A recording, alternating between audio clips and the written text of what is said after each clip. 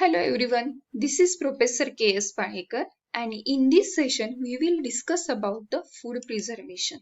Okay, so first, what is meant by food preservation? So food preservation is the name for a number of processes that help to preserve the food. Involves the preventing the growth of microorganisms as well as preventing the oxidation of fat that cause rancidity. Food preservation may also include number of processes, okay, that inhibit the enzymatic reactions in fruits like apple. After they are cut, during food preparation, it turns the brown. So avoid things browning reactions. So avoid this browning reaction. There are the process are include during the preparation of jam from apple, which include boiling, then blanching, then mashing, then addition of some preservative. Okay, so next is the what are the principles of the food preservation? So there are mainly three principles of food preservation, in which first one is the removal of microorganism or inactivating them. This is done by removing the air, okay, then reducing the water moisture level, also increasing or decreasing the temperature, then addition of some certain concentration of salt or sugar, or addition of acids in food like the vinegar. Okay, so if you want to preserve the green leafy vegetables, okay, so you have to remove the water from the leaves so that microorganism cannot survive.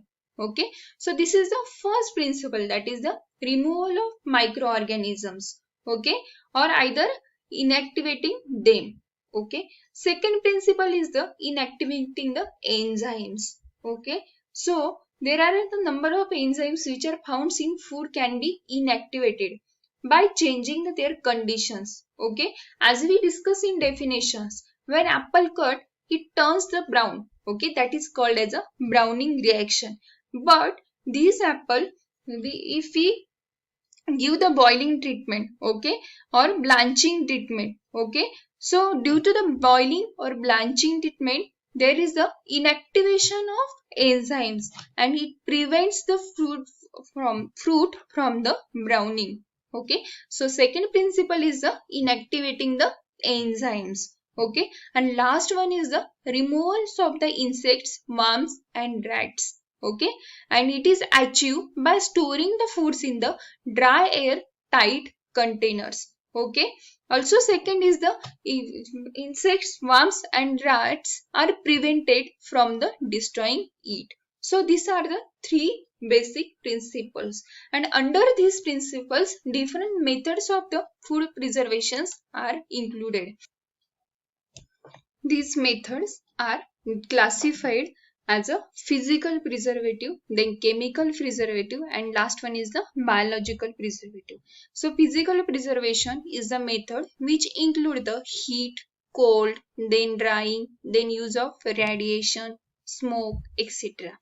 Under the chemical preservation method, which include the use of different chemical as a preservative, like the acids, then chemical like antioxidants, then the acids.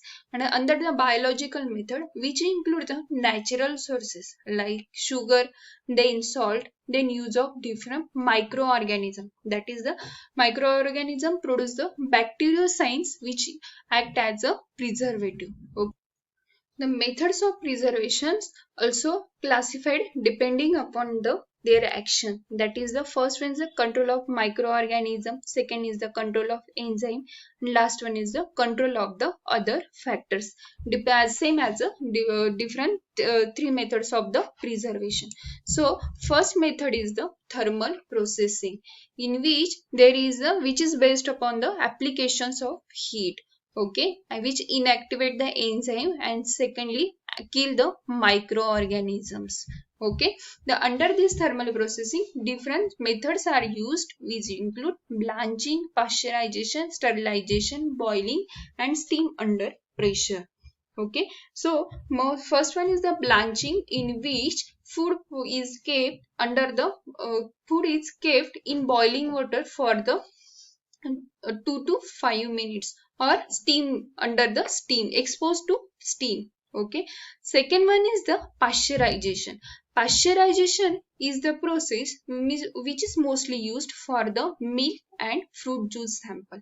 There are two types of pasteurization. First one is the HTST, that is the high temperature short time method, in which food is exposed to 63 degrees Celsius for the 30 minutes. And second one method is the HTST is the method, that is the high temperature short time, in which fruit is exposed to 72 degrees Celsius for the 15 seconds. And second one is the LTST, that is the low temperature long time process. Okay, in which food is exposed to at the 63 degrees Celsius for the 30 minutes. Okay, next method is the sterilization. Sterilization is the process which is mostly used to sterilize the can or container. Okay, so next is a boiling, which is same as a blanching. And last one is the steam under pressure, that is also called as autoclaving, for at the temperature of 121 degrees Celsius for the 15 minutes and at the 50 lb pressure. Okay, so when food is processed by thermal processing, there are the different terms are used. Okay, which include thermal dead time. Okay, so what is meant by thermal dead time? So thermal dead time is the amount of time that is necessary to kill a specific number of microbes at a specific temperature. Okay, remember that is called as a thermal dead time. Second one is the D value. Okay, so what is meant by D value? D value is the term which refer to decimal reduction time. Okay, this is the amount of time that it takes at a certain temperature to kill the 90% of the organism. Okay, that is called as a D value. Last one is the Z value. Z value of organism is the temperature, okay, in the degree Fahrenheit, that is required for the thermal destruction curve to move one log cycle, that is called as a Z value. Okay, they are the important for the objective or definition. Next one is the removal of the heat, that is called as a cold processing. It is achieved by the lowering the temperature of food, then which decrease the rate of the enzymatic, chemical and microbial reaction in food, and extend or storage life, increase the storage life of the food. Okay, so this method include the refrigeration and freezing. Okay, so refrigeration is the process, okay, in which the process food product is stored at the temperature between 0 to 7 degrees Celsius. Okay, this process can preserve the food for only a short period of time, depending upon the time of food that is stored at the and the initial microbial population that is present on the food before refrigeration. Okay, this method that does not kill the microorganisms, or mostly non-saprophytes microorganism, but retards their growth. Second one is the freezing. Okay, so freezing is the process, okay, which involving the reducing the temperature of the product below 0 degrees Celsius. There are the mainly two types of freezing. First one is a quick freezing and second one is the slow freezing. Okay, in quick freezing there is a formation of small ice crystal, and in slow freezing there is a formation of large ice crystal. Okay, quick freezing is the process in which food preservation is achieved by the blocking or suppressing the metabolism of the bacteria, and in case of slow freezing they achieve by directly breakdown of the metabolic reports. Okay, the time required for quick freezing is the 30 minutes and time required for slow freezing is the 3 to 72 hours. Okay, so next is the in quick freezing there is a thermal shock. Okay, then no protective effect and microorganism frozen into the crystals. Okay. In opposite, in slow freezing, there is no need of the shock effect. Then accumulation of concentrated solutes, as there is a formation of large ice crystals. Okay, with beneficial effects. Okay, these are the types, that is the quick freezing and slow freezing. Next one is the control of water content, that is also called as a drying. Okay, as microorganism required the free water, and free water is removed from the food, therefore it is unavailable to microbial cells. So growth of microorganism is inhibited and stop. Also rate of multiplication will be stopped. Okay, the method which is include are the freezing. Okay, when we food is subjected to freezing treatment, before that water is removed. Okay, second one is the physical removal of water, that is the dehydration. Okay, next one is the removal of some of the water from the food, that is the increase the concentrate of the solutes in the food. Okay, and then last one is the addition of the substances that binds to water in food, making it unavailable, that is the use of sugars and salts.